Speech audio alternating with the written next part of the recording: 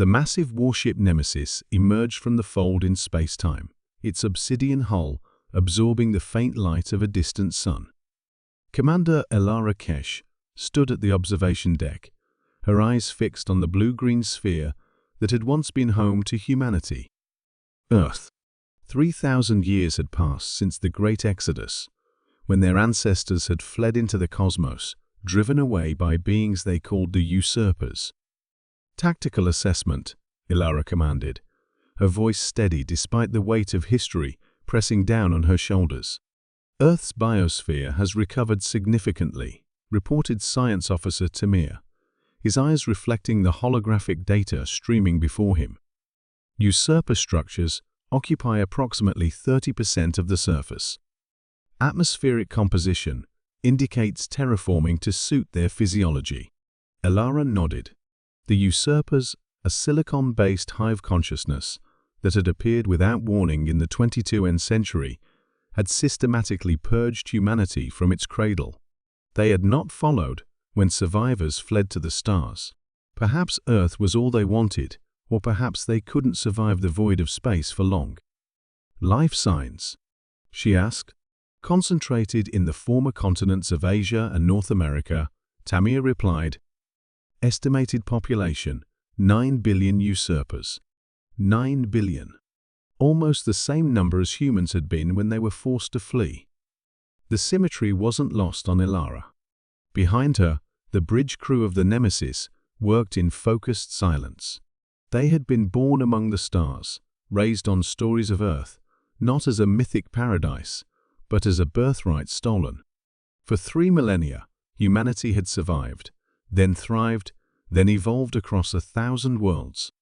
They had developed technologies their ancestors could scarcely have imagined, including the quantum consciousness transfer that had allowed them to transcend their biological limitations. And now they had returned to reclaim what was once theirs. The fleet is assembled, announced Strategic Officer Ven, her artificial eyes glowing with cold determination. 17 warships, 400,000 soldiers, and the archivists. The archivists. Elara felt a chill run down her spine. They carried the digitized consciousnesses of the original Exodus survivors, those who had witnessed the fall of Earth firsthand. Their memories had been preserved, passed down through generations as living history.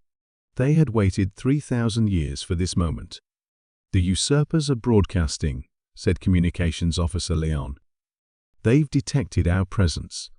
Let me hear it, ordered Elara. A cacophony of crystalline tones filled the bridge, the language of the silicon beings who had claimed Earth as their own. After a moment, the ship's AI translated, "Identify yourselves. This world is protected." Elara's lips curled into a bitter smile. Protected. As if it was ever theirs to protect. She straightened her uniform, composed of smart fibers that adjusted to her body temperature. Open a channel. Channel open, confirmed Leon. Elara took a deep breath. The words she was about to speak had been rehearsed countless times across generations. This is Commander Elara Kesh of the Human Reclamation Fleet. We are the children of Earth, returning to the world you stole from us. Our ancestors fled, but we have not forgotten. We have not forgiven. Prepare yourselves. She closed the channel and turned to her crew. Commence the remembrance protocol. Throughout the fleet, the ancient memories of the archivists were being broadcast to every soldier, every officer. The fall of Shanghai. The burning of New Delhi. The last stand at the Gibraltar fortress.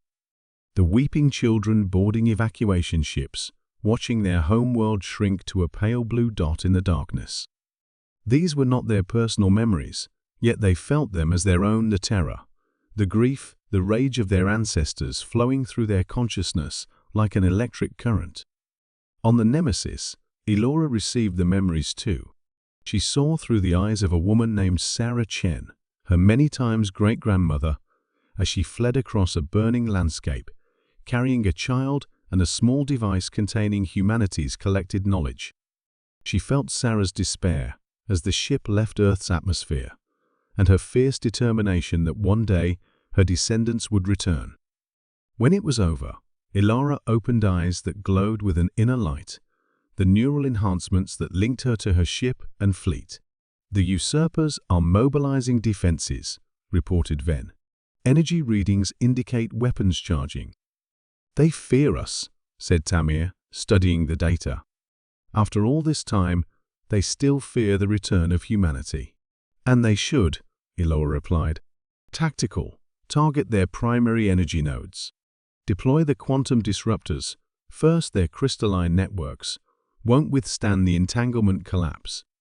As the fleet moved into attack formation, Ilara felt a presence beside her. An archivist had manifested on the bridge, a holographic projection of Sarah Chen, her ancestor, appearing as she had on the day Earth fell. "Is this justice or vengeance?" Sarah asked, her voice ethereal yet distinct. Ilara met her ancestor's gaze. "Does it matter? They took everything from us."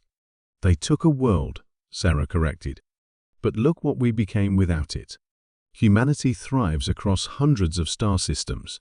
We've transcended our original limitations. Would we have achieved so much if we had remained on Earth?" Ilara frowned. "That doesn't excuse what they did." "No," Sarah agreed. "But it raises the question, what are we really fighting for? To reclaim a single world when we now command many?